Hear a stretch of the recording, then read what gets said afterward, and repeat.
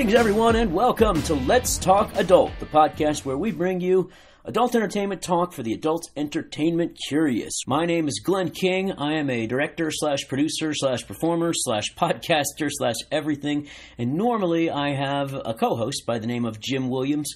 Jim is not in on this podcast because I decided to go out to set to get this one. Now, I got to apologize to you guys.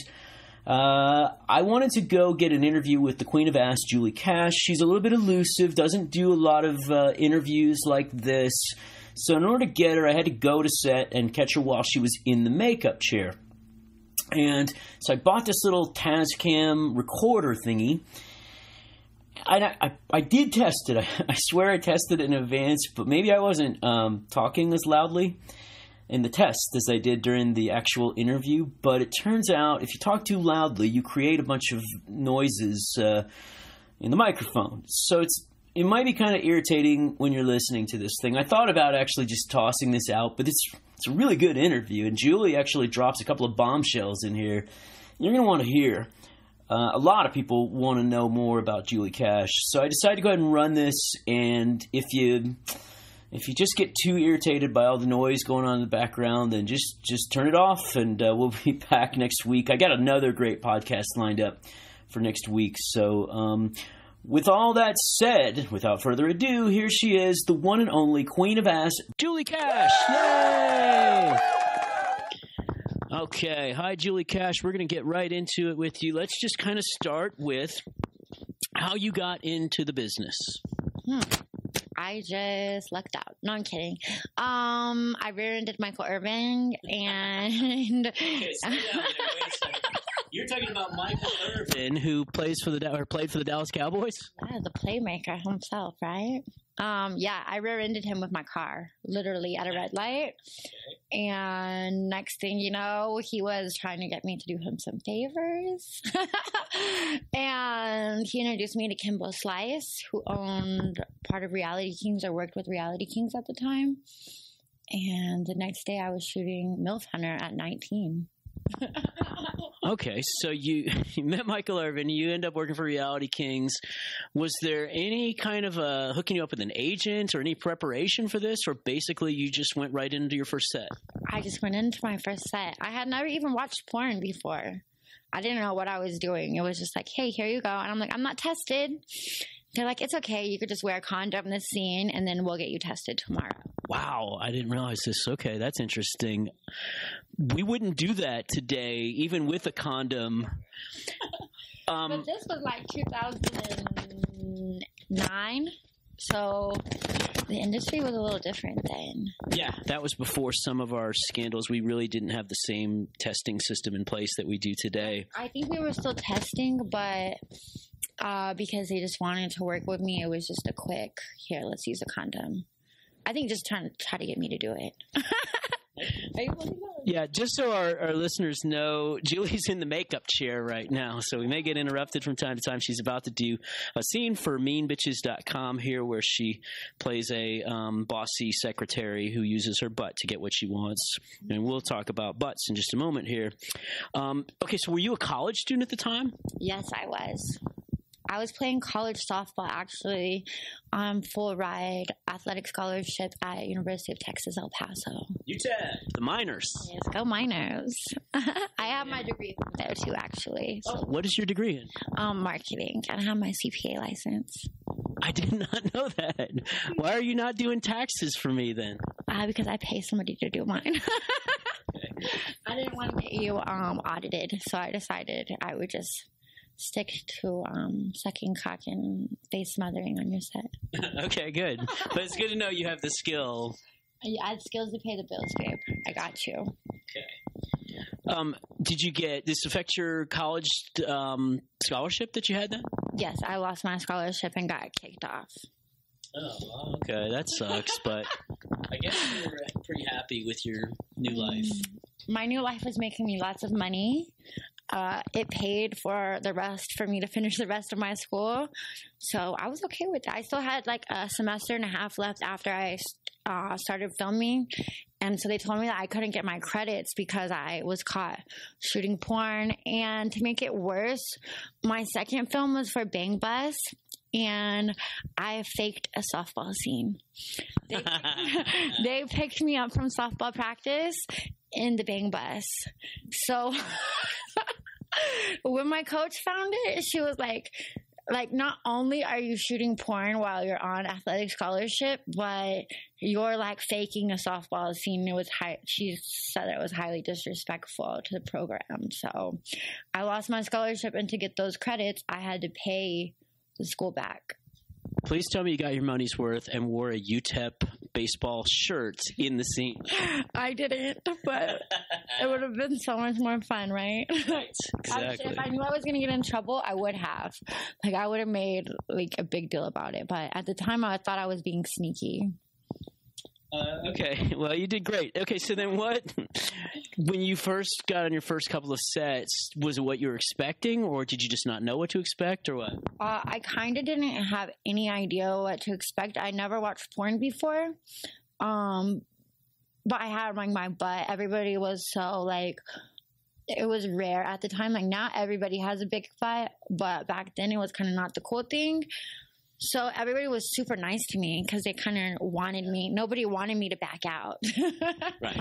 So I was the new young girl that everybody was so nice to me. And then the industry changed. Well, if you guys, you don't know what she's talking about, you need to go look her up right now. What your Twitter is? The Julie Cash. The Julie Cash. And she's known as the Queen of Ass. And she has an ass that is somewhere in the, how many inches? 53. 53 inches. But the thing that's crazy is that she's got a slim waist and 30 inches. So she's got a 30-inch waist. So you're talking about real curves here, real woman, big butt, but not necessarily a BBW, for example.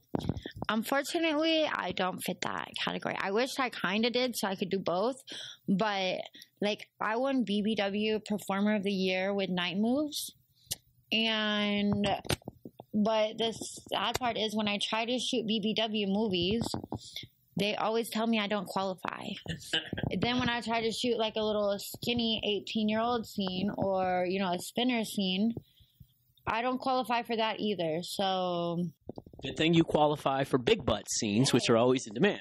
Yes, but I'm saying, so everybody's always tells me oh, you're BBW, you're a big girl, but I'm not. Those companies won't shoot me. I wish I could take all their money too. Makes sense. I would be happy, but it's okay. I'm happy in my own lane. Well, you pick and choose your scenes these days. Is that right? You turn down a lot of stuff? Yes. I only like shooting for you, Glenn. I love hearing you say that. That's why I asked. But I think... No, but that is a true story, though. I shoot maybe 2-3 scenes a year.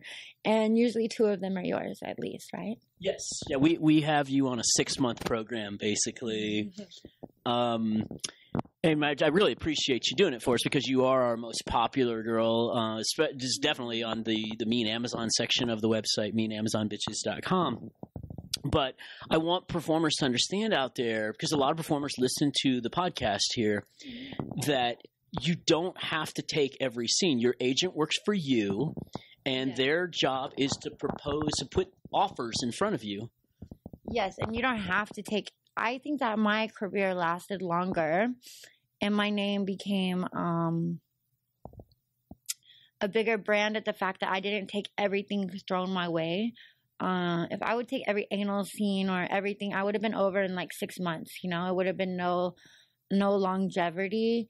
I think it's that I'm picky. So I put out certain things, but I don't put out a lot. When I do put out a scene, it's usually I want to be happy. I want to be happy on set. I want my work to be good. I don't want to be unhappy on set. I don't want to, I'm in this because I enjoy the business and the lifestyle and being able to live my own life the way I want to live it. So, yeah. Well, we're going to get into big butt talk in just a second here. That's heavily on my list. And by the way, everyone, you're listening to Let's Talk Adult with Glenn King. Usually my co-host is Jim Williams, although he's not with us today. But now I do want to ask you about, since we're kind of on the subject of picking and choosing scenes, there's a lot of controversy in the industry right now about rough scenes. People are talking on Twitter about Marcus Dupree and some of the scenes that he's had. He's very aggressive. But then you and I talked this morning, and you talked about how you would be better at setting boundaries. What's the right way to approach a rough scene? I think it's just setting boundaries in the beginning, or if you're uncomfortable, you need to let it be known that you're uncomfortable. Knowing to understand or read your mind. So even if I'm feeling uncomfortable, and I've worked with you lots of times, like if I had an uncomfortable look on my face, I'm sure that you, because we've worked together so many times, you'll be like, okay, Julie's not feeling this, let's move on to something else. But if you've never worked with a director, or you don't say anything and you're just trying to, a lot of girls get being submissive, right, and being taken advantage of. Two different things. You can be submissive and still set your own boundaries into what you choose to do without degrading yourself. So I think that's, really learning the difference between being submissive and being abused. There's two totally different, And then how would you so remember at one point James Dean had been accused of going past people's boundaries. And what I said at the time was, I don't think we need to be blaming James Dean. We need to be blaming directors who. Or even agents. Agents need going into a scene. If I'm going into a rough scene and you're my agent, I would like you to be like, Julie, okay, I know this is kind of at your borderline of what you're wanting to do. I know this is kind of oversetting into what you're comfortable with. As my agent, you should know what I'm comfortable with and the type of scenes that I perform. So I think the agents, a lot of it has to do with the agents and representation. You know what your talent is comfortable doing. And I think agents should have that conversation with girls in the beginning. And you should, when you're going into a rough scene like that, your limits should be discussed in the beginning. And, like I said, same thing with the abuse and being submissive. You can still be submissive in a scene and have a nice freaky scene without being abused and disrespected and degraded. There's ways to shoot without it being degrading. Sex is great. I love it. I loved, you've taught me femdom, which you're the king of that, right? King of femdom. That is true. You taught me, but also when I try to dom, I don't really like to degrade so far of my male talent. It's acting, we're having fun. Yes, I enjoy it. Yes, they enjoy it, but I'm always asking my male talent, are you okay? Am I hurting you? I think that just us being considerate of other people's emotions and what they're going through and limitations is very big. Yeah, people have said to me, hey, why do you get to speak on this subject? You're a femdom director, which stands for female domination. That's where women abuse men. And they say, so women aren't getting abused in your videos. And I would point out that, but men are getting abused in my videos. And I, as a director, sit down with my talent every single time and say, hey, here are the things we're going to be doing today. What are you comfortable with? What are you not? We practice slapping. We to see how hard is okay to hit. Curled is great. Yeah. See, people, you're right here in the middle of behind the scenes stuff. We're actually making makeup decisions while we go. So I sit down with them and we make those decisions. And for example, last week a guy said to us, well, I don't like it when girl spits on me. And as the director, then there's only one thing that you do at that point. You say, hey, no spitting on him. We're not doing that today. And directors think that that's going to make or break a scene. And it's not, because if you listen to the female talent and the male talent and you don't do something and you make them feel more comfortable, you're probably going to get a better scene. So if you tell me, I was on set not long ago and they told me that I needed to use a cucumber to masturbate with. And I said, I'm totally fine using a dildo and I'm totally fine doing my boy girl scene that I was booked here to do, but I'm not about to take a cucumber. I'm not going to do that. That wasn't something that I was. And the director probably got a better scene because he told me, he was like, no big deal. Let's just it's not a big deal. We don't have to worry about that. Let's move on to something new. And it made me more comfortable. Whereas if I felt like I had to do something like that, I probably wouldn't have been as comfortable or as giddy, or my character, my personality probably wouldn't have been like as bubbly. Yeah, and there was a specific example, actually, that we've mentioned on this show before involving you, where I think a director at this studio let you know after you showed up, hey, you're going to be doing wrestling today. And then you said, no, I'm not going to be doing wrestling today. Mm-hmm. And this is something I hope other directors understand from listening to the show, is that you can ask for anything you want in a scene. Just spring it in advance if it's going to be something special like wrestling. Do not wait until the talent walks in the door to tell them, here's what you're going to be doing today. Try to give the agent as much, or the girl directly, as much information as you can about what's going to go on the scene. And maybe she'll say yes. Like, I think maybe if I asked you to do a wrestling scene, you probably trust me a little bit more than most people anyway. But if I gave you a week's notice to think about it and explain what we're going to do in the scene, you might say yes. But even if I surprised you when you arrived, yeah, I probably wouldn't, because I wouldn't be able to, like we said before, discuss boundaries. If you asked me to do something that I wasn't comfortable in doing, and we said, okay, well, how can we make it work? I think there's even been a few cases here where I'm like, I don't really know about that. My butt's like, it's hard. It hurts me. You're like, okay, cool. We could still do the same concept, just in a different way, go about it a different way. Yeah, I might do wrestling scene with you, but it probably wouldn't be like a full on, I would have lots of boundaries, and there would be cut times, and, but I feel like we would work through that. And your communication as a director is, very respectful. And I don't think that I would have to worry about that with. Yeah. But I also know the reason you don't want to do wrestling scenes anyway is because you are very powerfully strong and you don't want to hurt people. Well, I also am powerfully strong, and if somebody just like pushed my face or something, I might just like black out and go nuts. That's right. Really what I'm worried about. Yeah. Like, okay, it was fun, but now you just pulled my wig, and so now we're really about to fight, So is there like, you pulled my extensions, or, you slapped my butt too hard, or then I'm mad, and now it's just like, yeah. It's just one of those things. You just have to know your own personal limits, and it's okay to not be into something. All right, I got to get on to the big subject that I've done research for this interview here, and that is the concept called pygophilia. I'm excited to hear about this. Yeah, I wish talked about it for a little while, but I'm excited to go in depth about this. I wish my co-host Jim Williams was with us right now, because he would now be saying, well, Glenn, what is pygophilia? Okay, Glenn, what is pygophilia? So pygophilia is a scientific concept that refers to men's obsession with butts. Winning. That means I'm winning. That's right.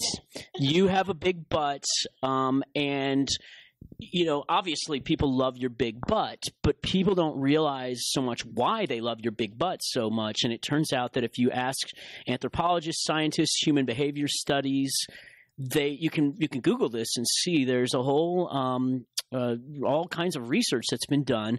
This goes back to studies of primates, for example. The monkey with the biggest butt, or the ape with the biggest butt, is always the most popular one in the group.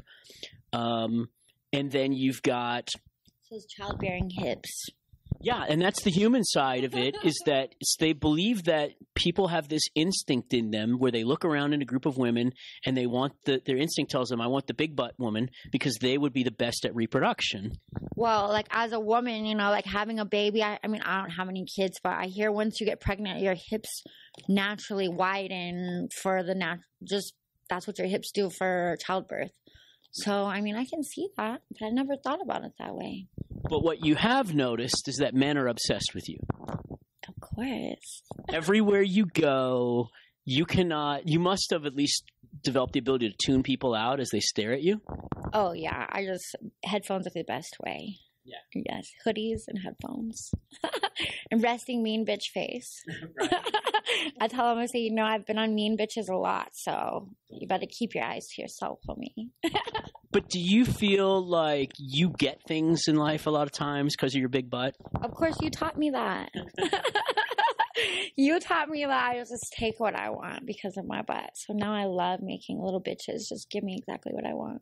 That's exactly the scene we're filming today, by the way, is that she's going to be like the secretary, and the boss is trying to talk to her, but she's got her feet up on the desk, and she's texting somebody and taking selfies. And then, the boss is like, are you not listening to me? And she's like, I don't have to listen to you. I've got this.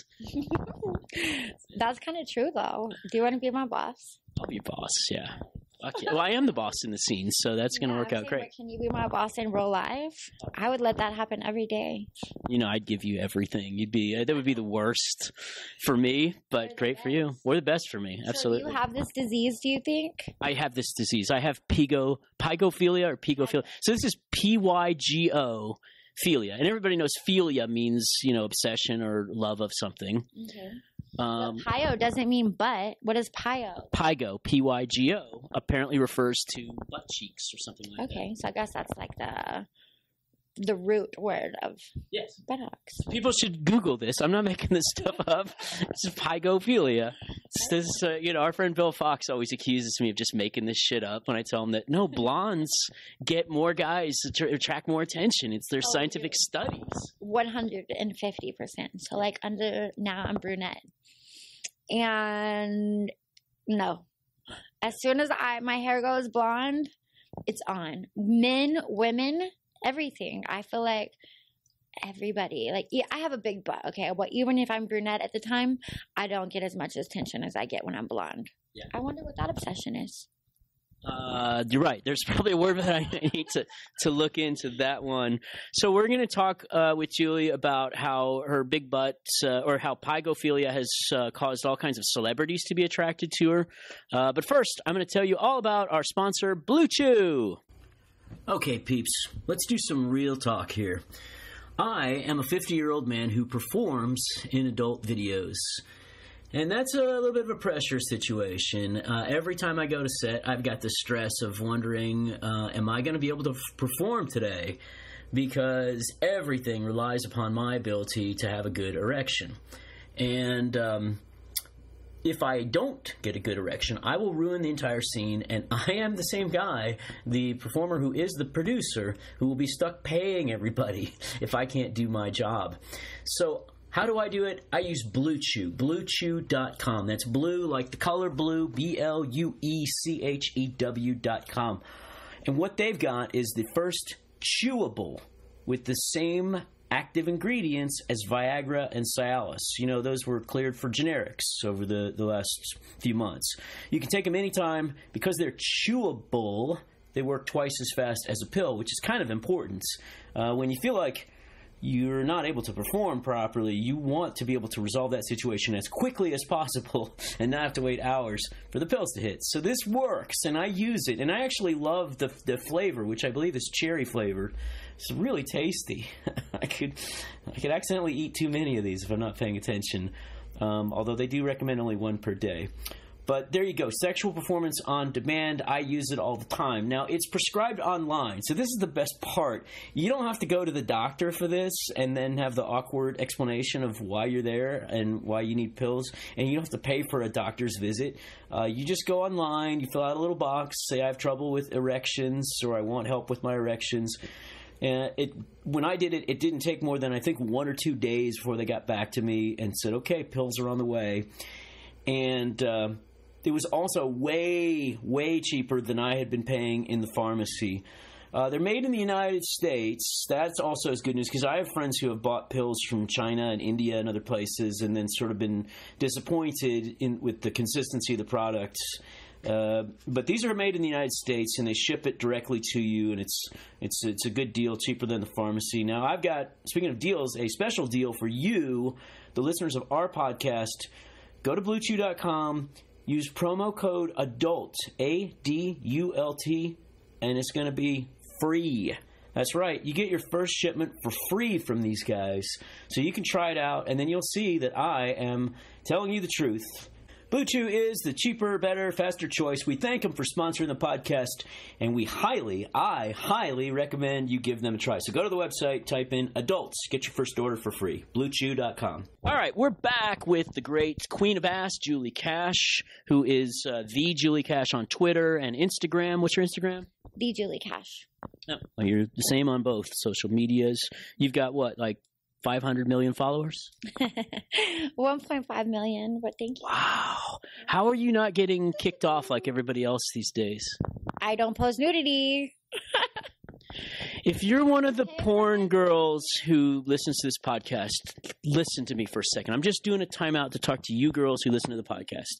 So many of you are getting deleted every day, and then you tell me, like, yeah, I didn't have anything on there that was nude, so it's all bullshit. And then I go look at your what you've reposted on your new Instagram, and I go, you can't show all that shit. Okay, you can't have... So people think that covering up your nipples or your butt crack with the sticker works, right? No. So you know how you do their story and then you put like the GIFs or whatever to cover your nipples? You can't do that. That will get you deleted. So they do not allow implied nudity. And if you are nude and you have a sticker over it, that is the definition of implied nudity. Yes. And they've also blocked my website. So I do have... they have limited my usage. So I can't use like OnlyFans link. I can't use my website link. So like someone's reported it as child pornography, which is not true. But as soon as you get that flag, I like researched it. As soon as you get that flag on you, there's no. So I create backup counts and then do my promo for my backup count. But I can no longer promo on my Insta. You can't promo adult content on Instagram. I changed my Instagram link to my Curious Cat link, which is a website where you just answer questions from fans. And then the Curious Cat site links to my Twitter. Okay. So people can still figure out who I am, but now I'm not linking to my adult site anymore. Oh, I need to like pick your mind on that. You can always pick me for anything. So celebrities. I'm not asking you to out anybody specifically. Oh, right here, right now. Fine. Tune in. Hurry up. But what I'm asking is a lot of performers don't necessarily know how to deal with these guys. They come sliding into your DMs. So what do you do when a celebrity slides into your DMs then? And isn't he basically just saying, I'd like to fuck you? Yeah, I don't fuck them. It's not happening. I'm not fucking on who you are. It's not, like they're the ones that slid into your DM as a female, and so females kind of get like starstruck. But if you remember and you go back, they're the ones that DM'd you. So I'm like, I'm not trying to hang out with you. You're trying to hang out with me. So yeah, I want what I want. But you were kind of, I don't know if I can say this. I think I can say this, that you dated an NFL player for a long time. Is that right? A few times. No, but one particular, yes, I did. Yes. Yes. That was a good relationship for a while. It was a good relationship for a while. And then I tried to, you can't bring everybody into the adult business. Not everybody is meant to be in the field of work. Not everybody can handle and continue to be sane and on their same morals if you don't, understand the business. Yeah, that actually, sort of leads me to that subject of maintaining relationships while you're in the business. And of all the years I've known you, which is maybe like 10 years, the only time I thought you were not really all that happy was when you were really in the middle of that relationship. And I think it was stressful. It's stressful to be in a relationship where you really care about each other while you're trying to do porn. Yeah, it's really like, I hate to say this, but I feel like it's impossible. I mean, I guess there's some people out there that are able to balance a few. Most of them are either taking care of it and have a suitcase pimp, if you want to call it, or what do you call it, a couch buddy that doesn't have a job, or their partners in the business. I don't think that, because then you get into like, okay, I need to go to work, I need to pay bills, but I don't want to hurt your feelings and I love you. And then you start getting into where like I made agreements to do something and now we're fighting and you're just uncomfortable. You walk around the house like on eggshells all the time. And then you know, your partner always says like, oh, I'm okay with this. I'll be okay with this. Till you wake up one morning and you're like, hey, babe, I'm going to fuck Lexington Steel today. And then you come home and they're like, oh, how was your day at work? Oh, it was great. I took like the second world's largest penis today and I came 4 times. I mean, nobody's boyfriend wants to hear that, you know? So it's just kind of like, and being in the industry, that's our life, you know? So if you came home from work and you were like, oh, Julie, I had this great day. This bitch smothered me all day long. It was so great. She smelled like cotton candy. Like, what is it? Lotion you like, right? There pink, what is it? Pink candy? Pink sugar. Thank you, Lori. Lori, the makeup artist, by the way, is being so patient with us. If anyone is listening to this podcast who is a producer, shoots in Las Vegas, and needs a great makeup artist, you hit me up and I'll hook you up with her. Lori, the makeup artist. Right. She is winning. But yeah, that was a problem for me too. You know, there was a couple girls I dated. There was a period where I was trying to date, and it drove me nuts. One girl I really cared about, and it was driving me crazy. And then there was another girl that I was dating who couldn't even make it through my radio show when I had the Playboy radio show. She'd be like, "You're on the fucking thing, flirting with all these girls," and I was like, "But you're over there fucking guys. I'm just flirting with girls on the radio." But I think that it's just hard. It's because like, and then you like start personally feeling guilty, you know, because then it's like if you really care about your partner, then you start thinking about their feelings. Like, okay, well, why am I upset? I wonder if I'm hurting their feelings, or I wonder if they're okay about this. Fuck that. I'm about to just shoot around and live my life. I mean, we can only shoot for so long. I kind of, speaking of the NFL, I kind of like feel like our careers are kind of like an athlete, you know? Right. You only have so many years to make the money and make your life and make your brand, and after that it's over. You can't play football forever, you can't play baseball forever, you can't have sex on camera forever, you know? So it's like while the getting is good, get it. So I guess I learned the hard way. Yeah, I agree, and I understand. It's a tough part of the business here. Let me ask you about what kind of other stuff you're making today, because you mentioned your OnlyFans. What's on your OnlyFans? I have lots of naughty behind-the-scenes videos, and like you said earlier, you asked me if I shoot with other people. I only do my own production now, and 80% of that goes onto my OnlyFans. So I send out nice private full production videos once a week. And yeah, who's your stunt dick? You got some guy that's I hire actually top male talent. Do you? Oh wow. Okay. So I just shot with Isaiah Mays. I'm not Isaiah Mays. Isaiah Maxwell. Okay, I was about to say, did he change his name? No, Isaiah Maxwell. And I shot with Manuel Ferreira. I hired Ramon. You paid Manuel his full rate? I did. You just wanted to fuck him then. Okay, I gotcha. I did. But I have a nice investor right now that, you know, is taking care of all my filming, and it worked out great because we're making lots of money now. So good. And is it just OnlyFans or Snapchat too, or all that stuff? I put it on my Snapchat also. All right, so let's make sure people I put teasers on Snapchat. My Snapchat is private. So is your Snapchat pay? Yes. Right. So how do people get your, is it FanCentro or something? ShopCashMafia.com. So everybody go to ShopCashMafia.com and look for Julie Cash, and then you can find her pay Snapchat. Yeah, you can buy my premium lifetime Snapchat on there. It's just a one-time fee. How much is the one-time fee? Only $50. That's a good deal, yeah. And you can message me back and forth. I might not always answer, but I try. A lot of girls charge like $50 a month or $30 a month or something. I tried that, but then it's like deleting everybody and re-adding everybody, and then like the subscriptions. I just said, here, look.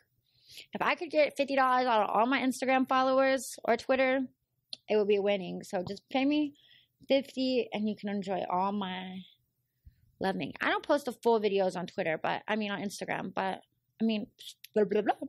I don't post a full video on Snapchat, but at least like a nice 1-2 minute teaser. Yeah, okay. So you go to her Snapchat, you get teased, and then you go to her OnlyFans so you can see the whole thing. And your OnlyFans is, what's the URL for that one? MyJulieCash.com. Oh, okay. So you don't even have to go to OnlyFans.com/anything. You could just OnlyFans.com/JulieCash or MyJulieCash.com. MyJulieCash.com. All right. So a few more questions for you here before we wrap this up. And by the way, everybody, you're listening to Let's Talk Adult with Glenn King and the Queen of Ass, Julie Cash. So, out in public now, I know you don't have it anymore, but I used to love seeing you zip around Los Angeles in your what do they call that thing? Like Can-Am. Can-Am. No motorcycle. It was but it was a 3-wheeled motorcycle. Yeah, 2 wheels in the front and 1 in the back. I used to love twerking on that thing in traffic. Yeah, I mean, so this is the reason it takes so long to get somewhere on the 101 is because everyone stops to watch not only Julie, but she would pile in her other big butt friends. Literally, we would be like just, and it wasn't wide, and it's too wide to fit in between cars, so we were stuck in traffic too. I'm surprised nobody like kidnapped us off that thing. Except for that, you would defend yourself. Like, if you're planning on kidnapping Julie Cash, it's not going to go easy. It's not. You might be better off picking a smaller, more docile performer. A weak bitch. Go get her because I will literally beat you up. Yeah.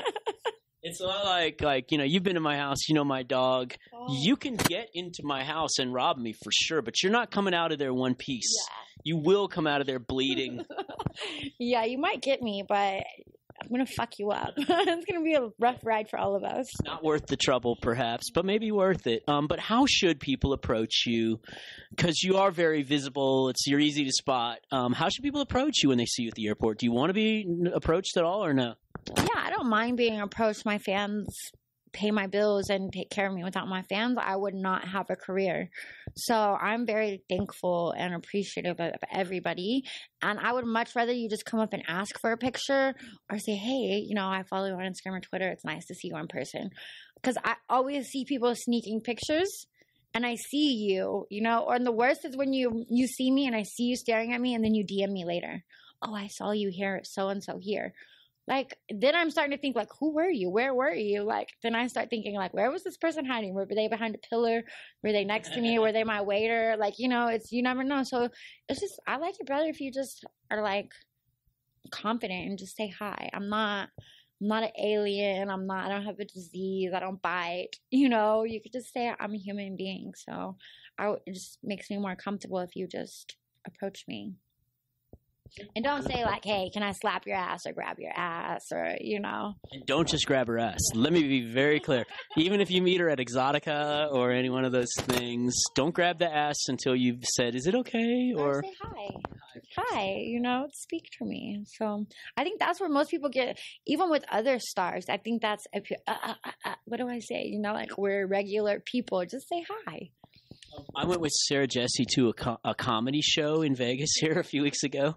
And then when we finished the show, within like 2 minutes, she had like 20 people on Instagram, including the famous comedian himself, sent her like DMs saying, hey, I'm at the show. Can I hang out with you? Whatever. I guess that happens to you everywhere you go. Yeah, that happens a lot. And I don't mind. And if it's a comedian or something like that, or like a famous person or a celebrity or whatever, I understand why they don't say hi. So because we definitely don't want to be caught in pictures or any of that thing. So I understand why they don't say hi, but I guess it's okay to slide in a DM. I don't mind, but I would rather meet you. Yeah. Well, get her while you're there in person. All right. Last question here. And this goes into the advice category because I honestly think you're a role model. You're an influencer at this point in your career. So let's just say you were now able to go back in time to, was it like 21-year-old Julie that was doing her first scene and say, sit down here. I'm going to give you the lowdown. This is the straight shit about what you need to know to be in the porn industry. What advice would you give to yourself? I would just say demand your worth and your respect, because everybody in this industry is here to make money, and so if you demand your respect, remember why you're in the business and remember you're here to make money and it's your career. A lot of people get caught up in it being a hobby and, they don't want to ask a director, oh, well, I really think that I deserve this, or you paid me for a blowjob and now you're asking me to do a boy-girl. That's respect and understanding that, hey, we could be friends, but You need to, don't let people, especially as a female talent, I feel, maybe as men too, but as female talent, I feel like they will get over on you as far as you let them. So I wish that I wouldn't have of course, as I got further in my career, I definitely didn't let anybody take advantage of me. I'm very kind of standoffish about that, of letting people in that space to take advantage. But I feel like earlier on in my career, I let people do things to me thinking that I needed to do that to become a big name, or, oh, I had to make this director my friend, or, I had to do this for them so I could be Julie Cash, and that's not true. You can do your job and still be respect your worth, Did you have sex on a go-see? A few times. Okay, once. Okay. Yeah. One time, and I actually gave him a blowjob. A go-see, just so everybody knows, is when a girl's relatively new in the business or hasn't been seen in a while. Producers will say, "Well, bring her by and we'll take a look at her." Mm-hmm. So agents will sometimes bring 2 or 3 girls at a time for what they call go-sees, where the producer is supposed to just meet you and ask you a few questions and ask to see what you look like naked. Mm-hmm. I've had that happen, and then I've had a lot of producers like push themselves onto me, and I'd be like, "No, it's not." Especially later on in my career. I've had lots of producers, and I'm like, no, I'm cool. Like, it's not going to happen. But early on in my career, I do remember, at one point I did give a blowjob and I left, and I felt like disgusting. I was so mad at myself. It was like, oh, I was like, I would never do that again. And then I didn't even get the fucking job. I'm like, let's think about this. This producer still didn't even shoot me. So. Is it a company that started with W? No. Isn't it somebody else I'm thinking of? Okay. I don't know that. It's a 2-word company. You. Okay, I'll ask you.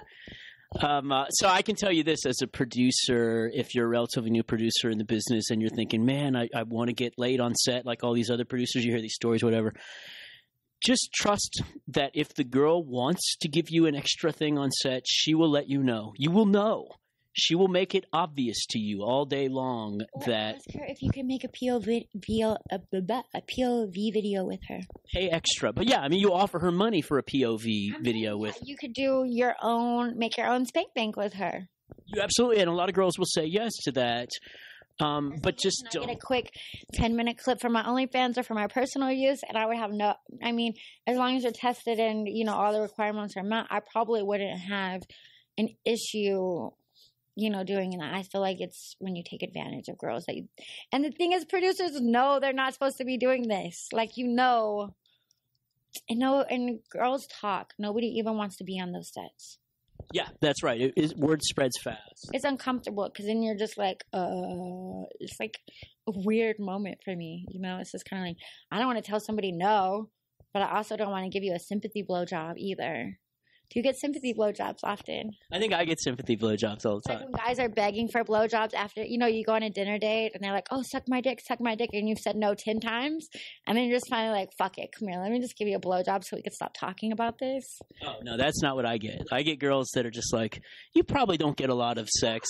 I really think you're a nice guy, and I think I'm just going to blow you while I'm on your set here. And I'm like, well, it sounds very nice. I think sympathy blowjobs are when girls are just tired of like, arguing about it and just give it to you just because to get it over with. So maybe that's a give-in blowjob. Okay, we'll call it that. Fuck it. I'm tired of you asking me. Yes. So I think that's how producers get, most producers get lucky because girls finally get tired of it, or they just stop shooting with the producer, or they get turned off from the business in general, and that's sad because there's a lot of probably huge brand name girls that would have went very big and producers turned them off, or they had a bad experience, and that's it. I see it all over the place these days. Girls are just doing Snapchat, and I don't even get a shot at them anymore in some cases because they don't even have an agent. And they're just like, I'm just doing my Snapchat, and maybe they'll shoot for a couple of companies that they know the people of. But yeah. It happens a lot. And luckily nowadays, from when we first started in the business, it was a man ran business. Talent did not have a say-so to save your life. Nowadays, we can kind of do our own production, and the business is moving in a women is the new 2019. Female is 2019, and so I respect the women, and without strong women in this industry, we wouldn't be that either, though. So. You just wait. When virtual reality blossoms into its full thing, we producers are going to be out of work because the girl's going to buy her own VR camera and hire the male talent and put it up and just, hey, do you want to fuck me? As a fan, you just buy this virtual reality clip and you can see what it's like to fuck Julie Cash. I mean, I do my own production like that now, and I bought my own camera and stuff and all my equipment. But I mean, I don't do VR, but You will. no, but I'm saying, so right now I'm doing the whole, what you're saying, without the VR. And I think, but without women standing up for themselves or saying that we could do this, I think the business would still be ran the same way it was before. It would still be producers saying, hey, come do this VR. But nowadays, I think as women or as industry, we are becoming stronger as talent, and we have to stand together to be able, girls are always so catty, and it's always a competition, or, oh, I don't like you because this director booked you in a big butt movie and didn't book me. There's enough for everybody to go around, so it would be, I'm thankful that the way the industry has changed. Yeah, absolutely. Well, there you have it, folks. The great Julie Cash, the queen of ass. So here's the thing. I need you, if you are listening to this podcast, but you have not subscribed, shame on you. Naughty boy or girl. Bad. So what I need you to do is go onto iTunes or Spotify or Google Play, iHeartRadio, or there's one or two others that I forget at the moment, but go in there, click on the subscribe button, because we're actually sort of judged by how many subscribers we have. And also, please rate and review. Give us 5 stars, and then tell everybody how much you love Julie Cash. So go do that, please. We really need it. We're not asking for any money for the podcast, but that's how we want you to support the podcast, is by subscribing, rating, and reviewing, and maybe downloading. Maybe we get credit for that too. That's your command today from Mistress Julie. Is to go subscribe right now. If you want to make me happy and you want to please Mistress Julie, go join. Yeah, she's so sexy when she's demanding. I love it. All right, tell us your social media one more time here. My social media is the Julie Cash. The Julie Cash. Go look her up. Thank you, everybody, for listening. We'll be back next week with another great new podcast.